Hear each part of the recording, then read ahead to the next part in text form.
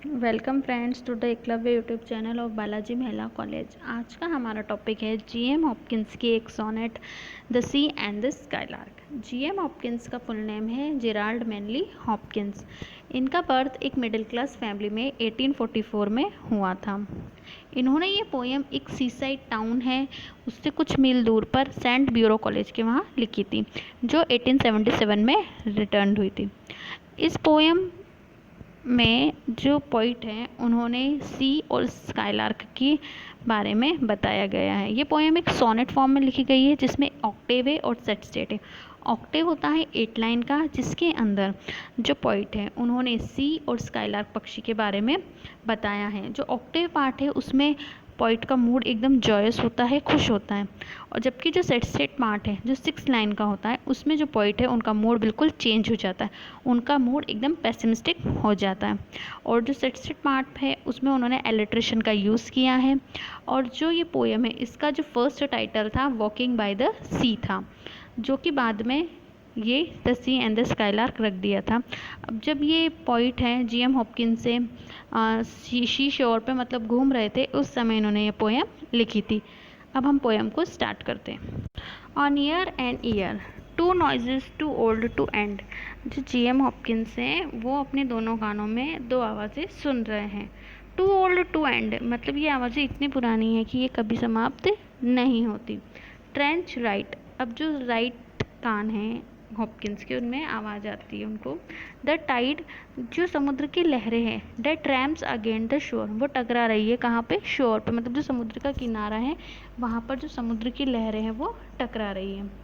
With a flood और अ fall, लो लल of और ऑल रोर, कि वो जो लहरें हैं फ्लड और फॉल मतलब उस तरह आ रही हैं और जा रही हैं। मतलब जैसे पानी तेज़ी से आ रहा है तो लहरें तेज़ी से आ रही है, पानी जा रहा है, जब लहरें पीछे जा रही है तो पानी भी पीछे जा रहा है, और ये क्रम चलता ही रह रहा है।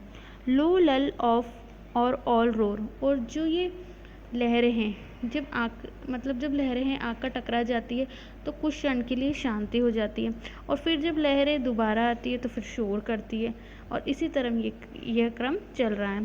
Frequently there while moon shall wear and want, और ये तब तक चलता रहेगा जब तक जो मून है, जिस प्रकार मून मतलब अपने साइज़ को धीरे धीरे छोटा करता है और धीरे धीरे बड़ा करता है, उसी प्रकार जो लहरें हैं वो आती हैं और टकराती है। समुद्र में जो ज्वार आता है वो चंद्रमा की कलाओं के कारण आता है। इस प्रकार जब तक इस संसार में चंद्रमा रहेगा तब तक जो ये इस तरह की जो लहरों का आना जाना और ये आवाज़ करना चलता ही रहेगा। लेफ्ट हैंड ऑफ लैंड, अब लेफ्ट कानों में जो हॉपकिंस है वो आवाज़ सुन रहे हैं ऑफ लैंड, और ये आवाज़ आ रही है पृथ्वी के ऊपर से यानी आकाश में से। I hear the lark ascend, मैंने सुना है लार्क पक्षी को ऊपर चढ़ते हुए। हिज रैश फ्रेश, और जो उसकी आवाज़ से बिल्कुल एकदम तरोताज़ा भरी हुई है। रिवाइंड, और घुमावदार है मतलब घूमी हुई है। न्यू स्किन शोर, और इस प्रकार है जैसे जो ऊन की न्यू स्किन रहती है उस प्रकार उसकी आवाज़ है। जैसे स्काईलार्क पक्षी है का गाना जो स्किन खुलती है और बंद होती है उसके समान है। जैसे स्काईलार्क पक्षी ऊपर जाता है और नीचे आता है तो उसकी आवाज़ उससे प्रभावित होती है।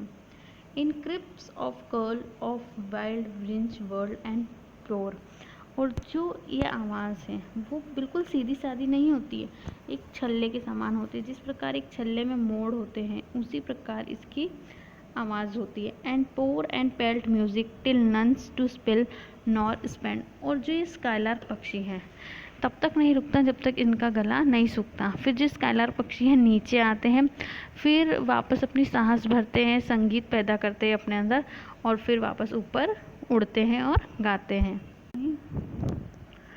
अब आगे सेट पार्ट में जो हॉपकिंस हैं उनका मूड बहुत पेसिमिस्टिक हो चुका है, मतलब निराशावादी हो चुका है, जो कि ऑक्टेव में बहुत जॉयस था। अब उन्होंने इसमें वेल्स की रॉयल टाउन का डिस्क्रिप्शन दिया है। अब वो आगे बता रहे हैं कि how this two shame this swallow and frail town, की जो ये दोनों आवाज़ें सी की और स्काईलार्क पक्षी की, वो जो आवाज़ें जो रॉयल टाउन है वो उन आवाज़ों को, जो प्रकृति की आवाज़ें उन्हें शर्मिंदा कर रहा है, और जो ये टाउन है रेल टाउन उसको ये स्वेलो और फ्रील बता रहे हैं। How ring right out our sordid turbid time, और किस प्रकार हम रिंग आउट मतलब उखाड़ना चाहिए, उखाड़ कर फेंक देना चाहिए जो हमारा जो तुच्छ टाइम रहा है, टर्बिड टाइम रहा है।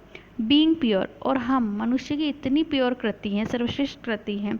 We lives pride and care for crown, तो अब हमें उस बात का गर्व हो गया है कि हमें मनुष्य सर्वश्रेष्ठ थे। Have lost that cheer and charm of earth's past prime, और वी यानी जो हम ह्यूमन बीइंग हैं, उन्होंने क्या करा है, खो दिया है, लॉस्ट कर दिया है जो युवा अवस्था थी हमारी, जो पास्ट प्राइम, जो प्राचीन टाइम था हमारा, और जो टाइम था हमारा जील एंड जॉय का, आनंद और मस्ती का वो समय था, वो अब समाप्त हो चुका है। Our make and making break are breaking down, और जो भी हमने कार्य किए हैं, जो भी किया है वो सब अब समाप्त होते चले जा रहे हैं। ब्रेक आर ब्रेकिंग डाउन, और वो सब चीज़ें ब्रेक होती जा रही है। यहाँ पे इलेक्ट्रिशियन का यूज़ है, make and making, break and breaking. To man's last dust, और जो ये मनुष्य है उसका पूर्ण नाश हो रहा है और वो मिट्टी में ही मिल जाएगा। Drain fast man's first slime, और जो ये मनुष्य है मतलब बहुत ही तेज़ी से अपनी जो शक्ति है वो खो रहा है। और जो मनुष्य जहाँ से जन्म हुआ था, यानी जब मनुष्य कीचड़ से निकला था, वह मनुष्य अब प्राचीन दशा में ही, मतलब जो कीचड़ की दशा थी वहीं पहुंच रहा है। मतलब जो मनुष्य है प्राकृतिक चीज़ों को नहीं देखते हुए इस सांसारिक सुख सुविधाओं में लिप्त हो चुका है। मतलब ये मनुष्य उन्नति को नहीं देख रहा है, अब ये पतन को ही देख रहा है। Thank you friends.